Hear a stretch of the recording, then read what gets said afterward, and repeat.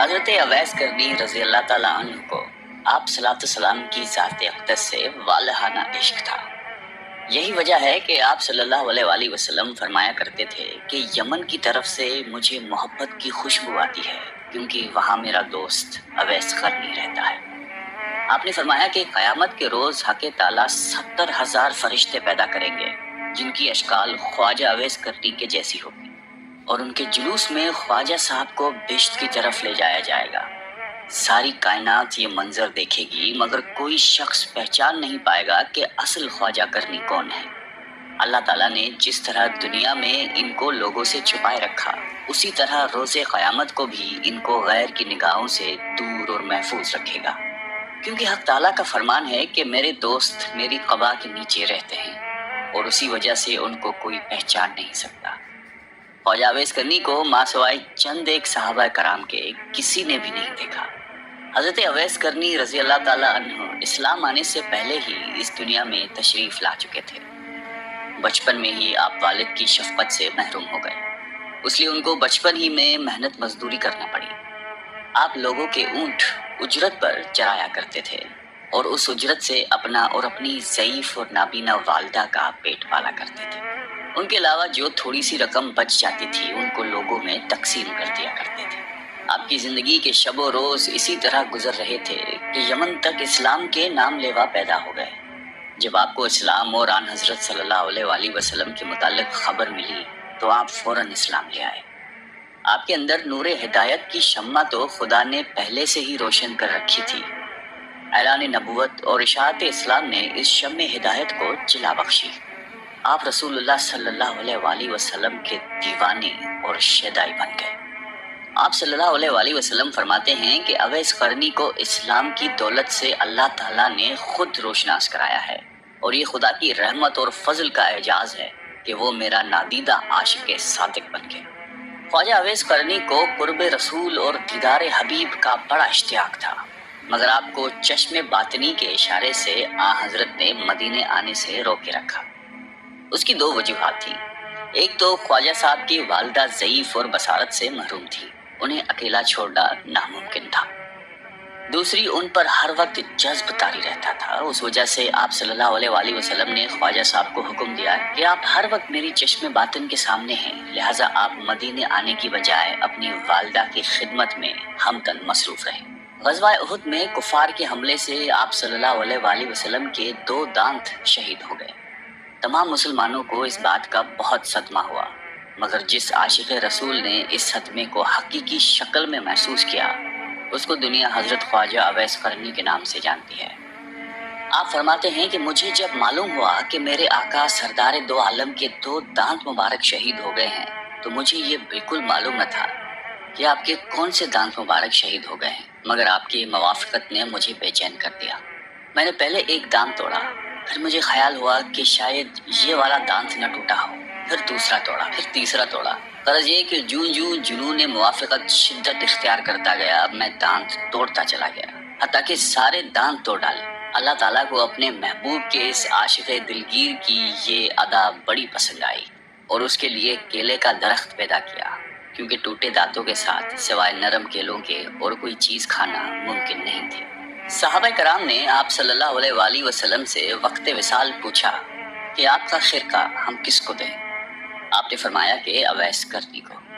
اس مقصد کی بجاوری کے لیے سیدنا حضرت عمر فاروق رضی اللہ تعالیٰ عنہ اور حضرت علی مرتضیٰ کوفہ تشریف لے گئے، اور جمعہ نماز کے خطبے میں کہا، مسجد میں نجد سے تعلق رکھنے والے جتنے لوگ ہیں سب کھڑے ہو جائیں۔ چنانچہ اہل نجد کھڑے ہو گئے۔ ان سے پوچھا گیا کہ شہر میں کوئی اویس قرنی نام کا شخص ہے؟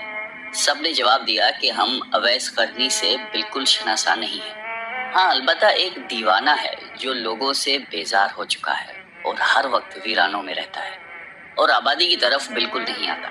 حضرت عمر اور حضرت علی نے کہا کہ وہ کہاں ہے، ہمیں اس سے ملواؤ۔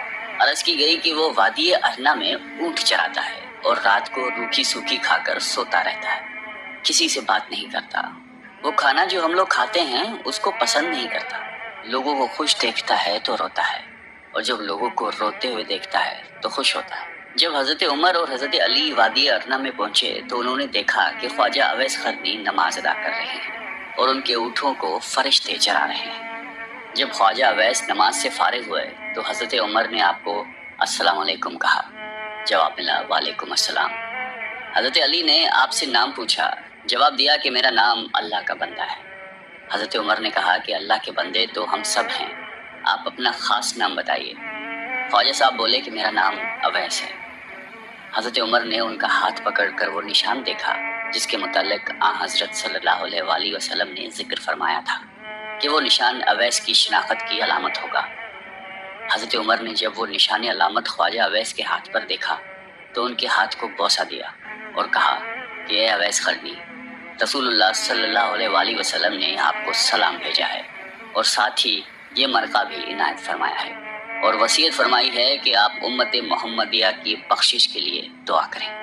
خواجہ اویس کرنی نے فرمایا کہ اے عمر اور علی، آپ لوگ حضرت صلی اللہ علیہ وآلہ وسلم کے رفیق خاص ہیں اور مجھ سے اولا ہیں، دعا تو آپ لوگ کریں کیونکہ آپ کا مرتبہ خدا کے دربار میں بہت بلند ہے۔ حضرت عمر اور حضرت علی یک زباں ہو کر بولے، ہم تو دعا کرتے ہیں مگر آپ بموجب وصیت رسول اللہ صلی اللہ علیہ وآلہ وسلم امت مسلمہ کے لیے دعا فرمائیے۔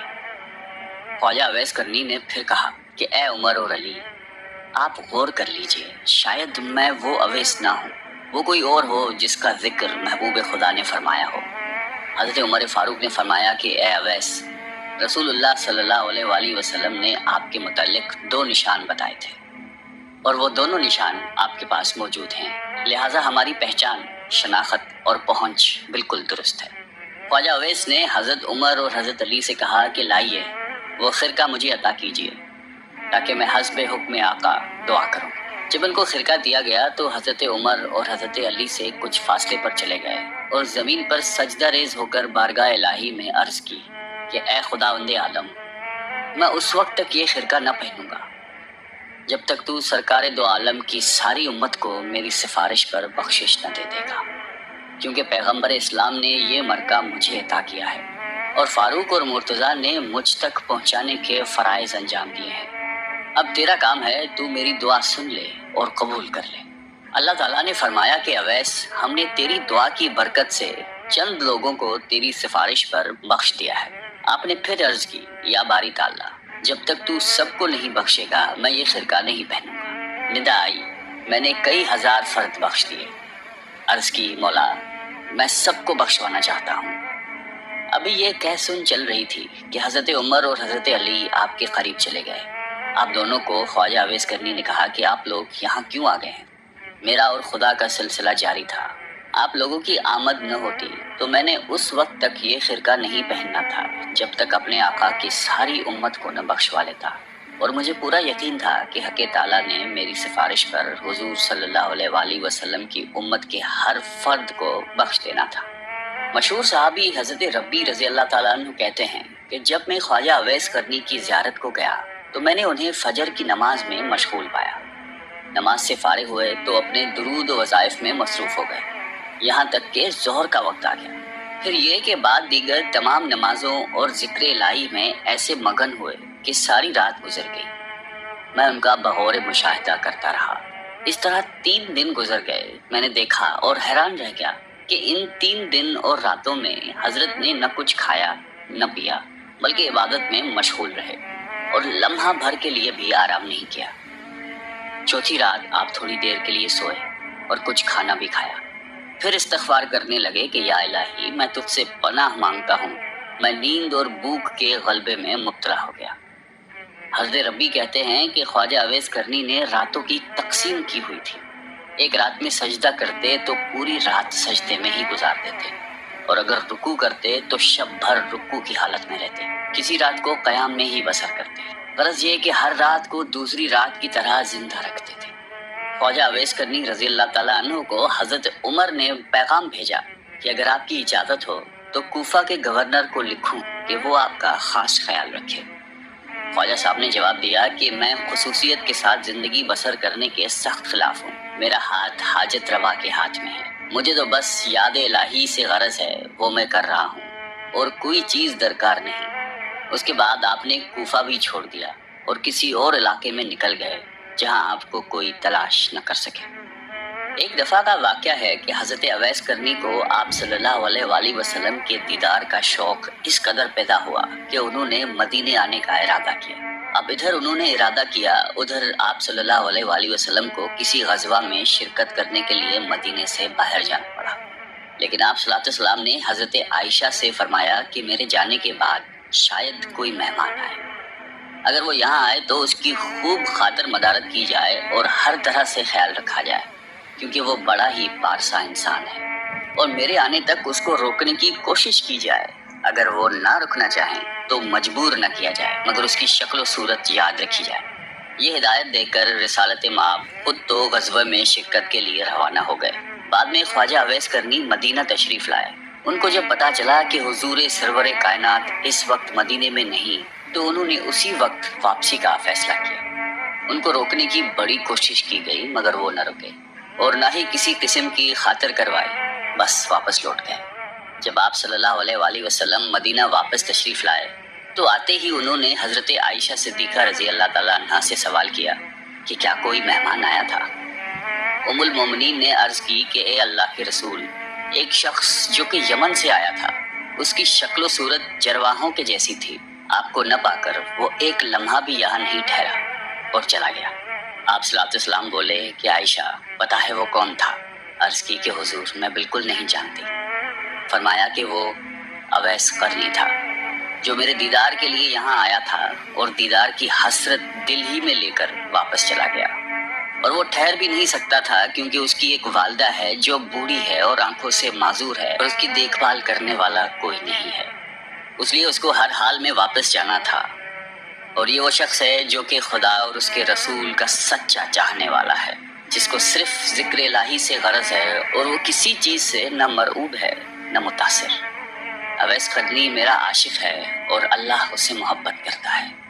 حضرت عائشہ نے جب یہ باتیں سنی تو اس کو خواجہ اویس قرنی کے مقام پر رشک آنے لگا اور فرمانے لگی کہ اے خدا کے حبیب، وہ شخص واقعی کس قدر عظیم ہوگا جس کے زہد و تقوی اور عبادت و ریاضت کی تعریف خدا اور اس کا محبوب کرے۔ مشہور تابعی حضرت حرم بن حیان رضی اللہ تعالیٰ عنہ کی ایک بار خواجہ اویس قرنی رضی اللہ تعالیٰ عنہ سے ملاقات ہوئی۔ وہ اپنی ملاقات کچھ اس طرح بیان کرتے ہیں۔ خواجہ اویس کرنی کوفہ میں مقیم تھے۔ میں نے آپ کی تعریف سنی، ملاقات کا شوق غالب ہوا اور میں ان کی زیارت کے لیے کوفہ پہنچا۔ لوگوں نے بتایا کہ وہ دریائے فرات پر ملیں گے۔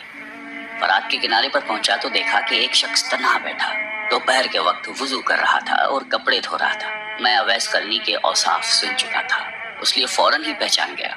ان کا جسم فربا اور رنگ کندمی تھا، سر منڈا ہوا تھا اور داڑھی گھنی تھی، بدن پر بہت بال تھے اور چہرہ بہت بڑا اور محیب تھا۔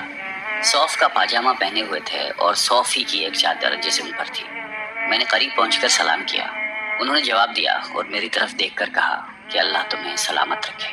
پھر میں نے مصافحے کے لیے ہاتھ بڑھایا، لیکن انہوں نے مصافحہ کرنے سے گریز کیا اور اپنے پہلے الفاظ دہرائے کہ اللہ تمہیں سلامت رکھے۔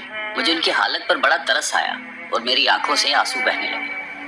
جب میں نے رقت بھرے لہجے میں کہا کہ اویس، خدا تم پر رحمت کرے اور تمہاری مغفرت فرمائے، تو وہ بھی رونے لگے اور مجھ سے مخاطب ہو کر فرمایا کہ حرم بن حیان، خدا تم پر رحم کرے میرے بھائی، تمہارا کیا حال ہے؟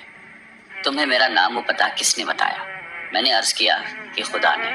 مگر اے اویس، یہ تو بتاؤ کہ تمہیں میرا اور میرے باپ کا نام کیسے معلوم ہوا؟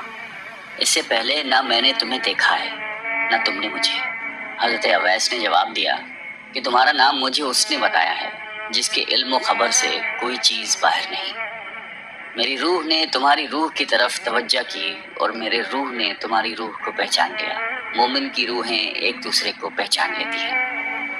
میں نے عرض کی کہ رسول اللہ صلی اللہ علیہ وآلہ وسلم کی کوئی حدیث مبارک سنائیے تاکہ میں اسے یاد کر لوں۔